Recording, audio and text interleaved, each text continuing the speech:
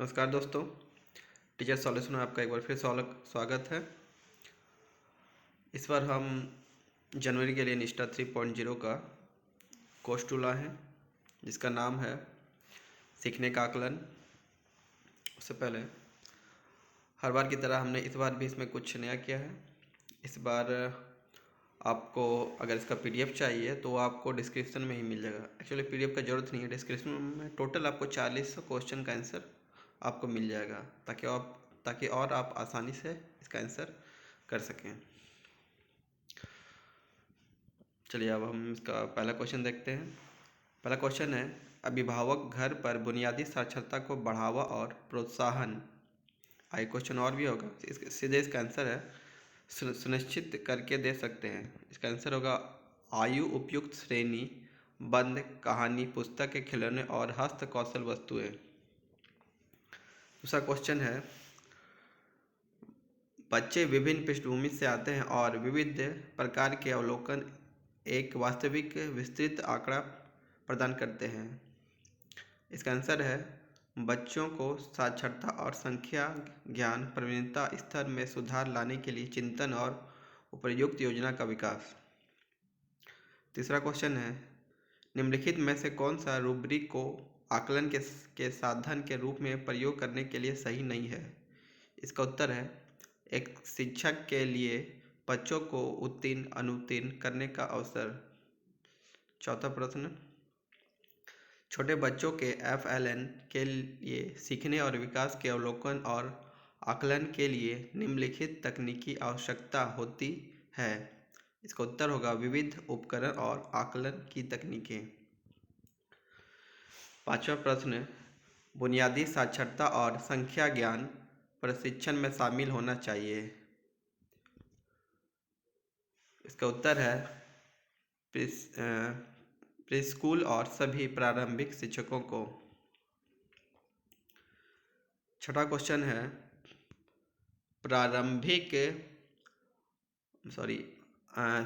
शिक्षण अधिगम युक्तियों में हास्य और मजा शामिल करने से सीखना बन जाता है। इसका उत्तर है सरल और बेहतर समझ के साथ प्रेरणादायक। सातवां प्रश्न, 360 डिग्री रिपोर्ट कार्ड में शामिल होगा। उत्तर, एक बच्चे के व्यक्तित्व के सभी पहलू। आठवां प्रश्न, शिक्षक को सकारात्मक होना चाहिए डैश के लिए। उत्तर, प्रत्येक बच्चे के सीखने। नौवां प्रश्न, आकलन सूचना शिक्षक की FLN पठन सामग्री का निर्माण और नियोजन करने में सहायता करती है। उत्तर, बच्चों को सीखने को सतर्क अवलोकन के साथ उपयुक्त शिक्षण विधियों का प्रयोग करते हुए पढ़ाने और मार्गदर्शन के लिए। 10वां प्रश्न, गणित या हस्त कौशल क्षेत्र शिक्षकों को बच्चों के बारे में अपरिपक्व आकलन प्रदान करता है। उत्तर, संज्ञानात्मक विकास। 11वां प्रश्न, बुनियादी साक्षरता और संख्या ज्ञान के लिए आकलन डैश सुनिश्चित करने में सहायता करता है। उत्तर, सीखने की योग्यता और संभावित योग्यता की प्रारंभिक पहचान। 12वां प्रश्न, आकलन नियोजित व्यवस्थित और संरक्षित होती है और डैश का अभिन्न अंग है। उत्तर, पाठचर्या और पाठ्यक्रम।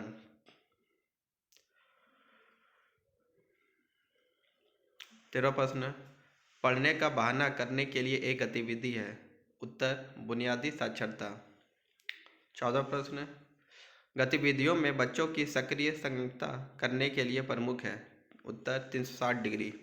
15वां प्रश्न, बाल केंद्रित समय पर किया गया आकलन बच्चों को स्कूल के लिए तैयार होना और डैश में मदद करता है, उन्हें स्वस्थ संज्ञानात्मक और भावनात्मक रूप से सक्षम व्यक्ति के रूप में विकसित करने में। 16वां प्रश्न, शिक्षकों को आदर्श साक्षर या गणितीय व्यवहार की आवश्यकता होती है। उत्तर, गतिविधियों के लिए निर्देश देते समय। 17वां, गणित हस्त कौशल क्षेत्र में नहीं होता है। उत्तर, पेंट और ब्रश।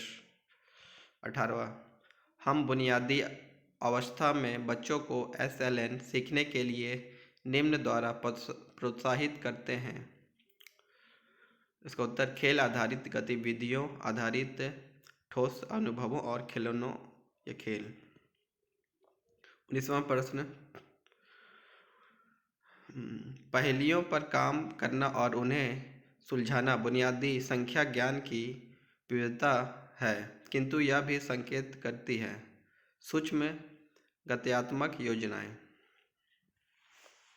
20वां प्रश्न, FLN में आकलन का उद्देश्य है?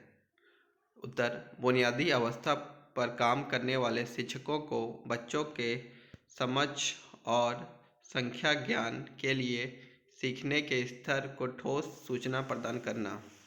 21वां, जारी आकलन सूचना डैश के लिए आवश्यक है? उत्तर, विकासात्मक उपर्युक्त FLN कार्यक्रम के नियोजन और कार्यान्वयन।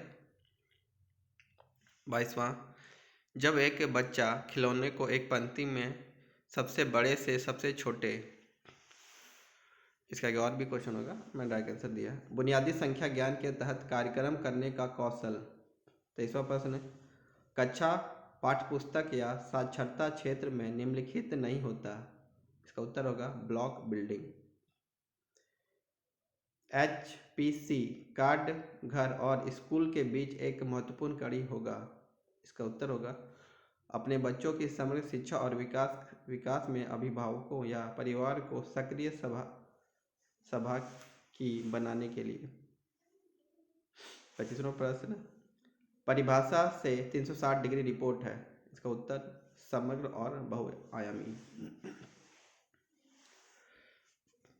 बच्चों के अवलोकन और विश्वसनीय सूचना एकत्र करने का तरीका नहीं है? उत्तर, साथी शिक्षक से बात करना। बुनियादी साक्षरता और संख्या ज्ञान की शिक्षण अधिगम प्रक्रिया में खिलौना आधारित शिक्षण विधि को एकीकृत करने का अंतिम लक्ष्य है?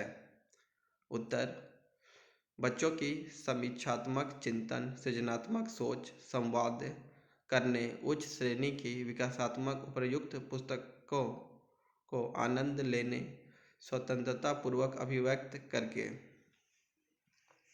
28वां प्रश्न है, एक HPC, इसका फुल फॉर्म है हॉलीक्रॉस प्रोग्राम कार्ड, के संकेत को में शामिल है?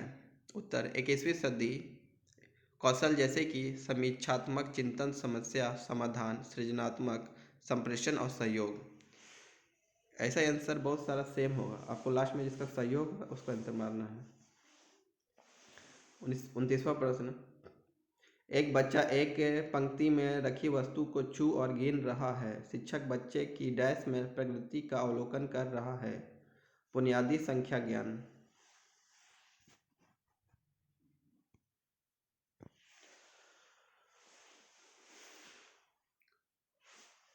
जब शिक्षक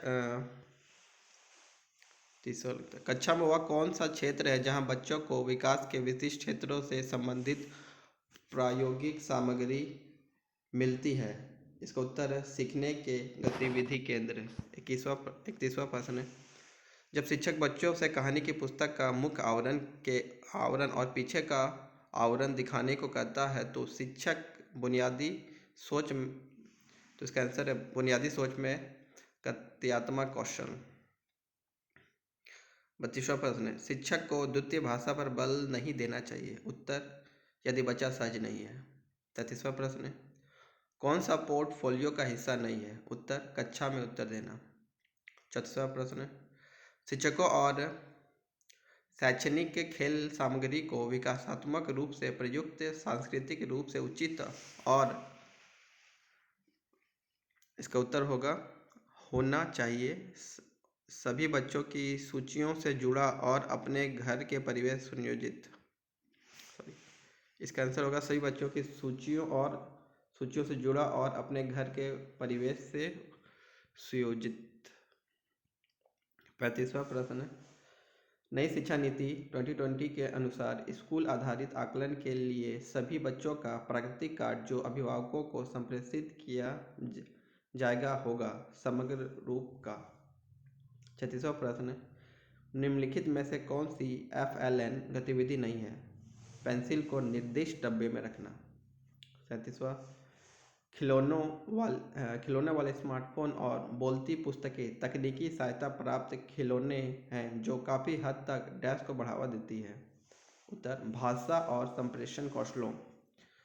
FLN में शिक्षक बच्चों का सबसे अच्छा काम एकत्रित करता है और उसे एक फाइल फोल्डर में रखने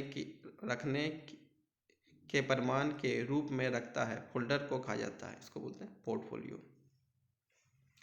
39वां प्रश्न, प्रारंभिक स्तर पर आने वाले बच्चों का आयु वर्ग क्या होगा?